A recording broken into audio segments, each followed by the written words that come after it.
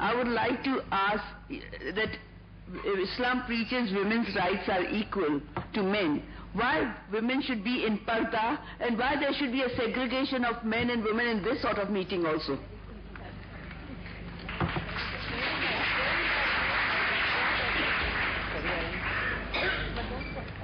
Sister asked a very good question, that when Islam believes in women's rights, that men and women should be equal, then why does Islam believe in parda, and why should there be segregation of sexes like the one we are having just now? As I mentioned earlier, Islam does not believe in intermingling of the sexes. Why Islam specifies parda, I will answer in a short time, and I'd like to thank the sister, because I did not have time to speak on the hijab of the woman. If you read the Quran, before the mentioning of the hijab for the woman, the Quran mentions the hijab for the man. It's mentioned in Surah Nur, chapter number 24, verse number 30. It says, say to the believing man that he should lower his gaze and guard his modesty. The next verse, Surah Nur, chapter 24, verse number 31 says, say to the believing woman that she should lower her gaze and guard her modesty, and display not her beauty except what is that necessary of, and to draw a head covering over her bosom except in front of her father, her son, her husband, and a big list of the close relatives who she cannot marry is given, and but natural in front of the chaste woman. Besides these, she should maintain the hijab. The criteria for hijab in Islam can be found in the Quran and the Sahih Hadith. There are 6 criteria. First is the extent, which is the only difference between the man and the woman. For the man, he has to be covered from the navel to the knee. For the woman, her complete body should be covered. The only part that can be seen, not should be seen, is the face and the hands up to the wrist. If she wishes to cover them, she is most welcome, but not compulsory that she should cover it. Otherwise, the full body should be covered. The only part that can be seen, not should be seen, is the face and the wrist, the hand up to the wrist. This is the only criteria which differs between the man and the woman. The second criteria is that the clothes she wears should not be so tight that it reveals the figure. The clothes she wears, third point, it should not be so transparent so that you can see through.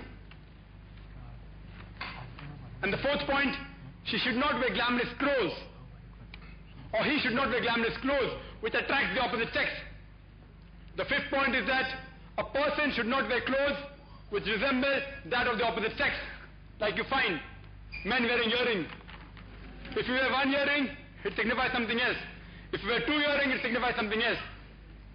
It's prohibited in Islam. And the last criteria is, you should not wear clothes which that resemble of an unbeliever. These are the 6 basic criteria of hijab in Islam. Now coming to the question, why does Islam believe in parda, and why are there segregation of sexes? Let's analyze the society in which there is parda and society in which there is no parda. The maximum number of crime that takes place in any country, it's in America. According to a report by the FBI, in 1990, in the year 1990, 1,255 women were raped. These are only the reported cases, and the report says only 16% of the cases were reported. If you want to know the exact figure, multiply 1,02,555 with 6.25, and you get the answer. More than 6,40,000 ladies were raped in America only in 1990. And if you divide this by the number of days, divide by 365, you get a figure of 1,756 women are raped every day in America in the year 1990. And the report says every day 1,900 ladies are raped. Maybe it's the report of 1991. The American got more bold. And the last report, which came in autumn 1993, it said every 1.3 minutes, one woman is raped. You know why? America has given the women more rights and more women are being raped. Only 10 were arrested. 16% are reported, only 10% are arrested. Means only 1.6% of the cases are arrested. Out of that, 50% are let free before the trial.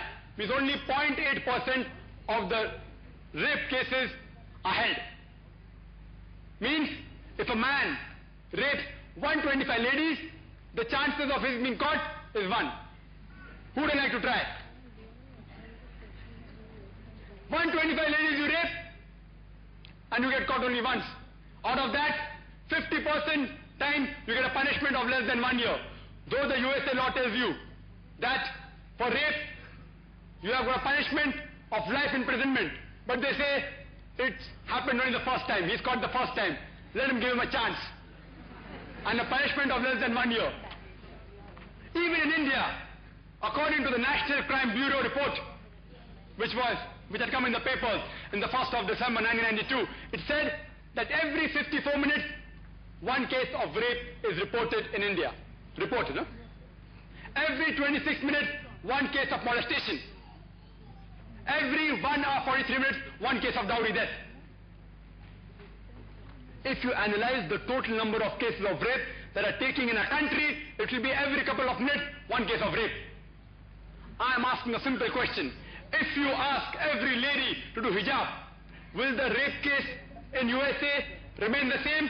Will it decrease or will it increase? If you apply the hijab for every lady in India, will the rate of rape decrease? Will it remain the same or will it increase? We should understand Islam as a whole.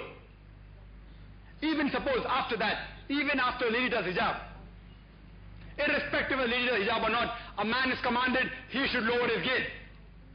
And if suppose after that, if a man commits rape in Islam, he receives capital punishment. You call it a barbaric law. I have asked this question to several people. Suppose, I have asked this question to many of the gents.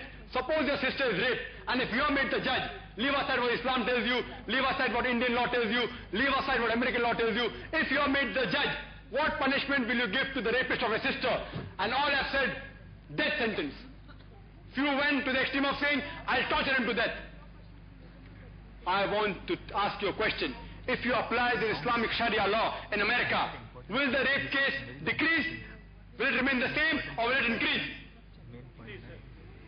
If you apply the Sharia law in India, will the rape case decrease?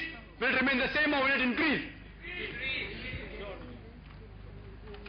So but natural, let's analyze practically. You say you're giving women rights theoretically, but practically you're degrading her to a status of a concubine and a mistress. I'd like to, only on speaking on parda, you can talk for days. Just, I would like to end my answer by giving a small example. Suppose two ladies, two twin sisters, who are equally beautiful, if they are walking down the street, and if round the corner there is a hooligan who's waiting for a catch, who's waiting to tease a girl. Both twin sisters are walking, both are equally beautiful. One is in the hijab, Islamic hijab, one is wearing a mini or a skirt. Which girl will that hooligan tease? Which girl will he tease? But naturally the one in the short or the mini. If a girl is wearing normal shalwar kameez with the hair open, maybe the shalwar kameez tight, and the other girl is wearing Islamic hijab, which girl will he tease? But naturally the girl is not in hijab. There's practical proof that hijab is been ordained in Islam not to degrade the woman, but to protect her modesty.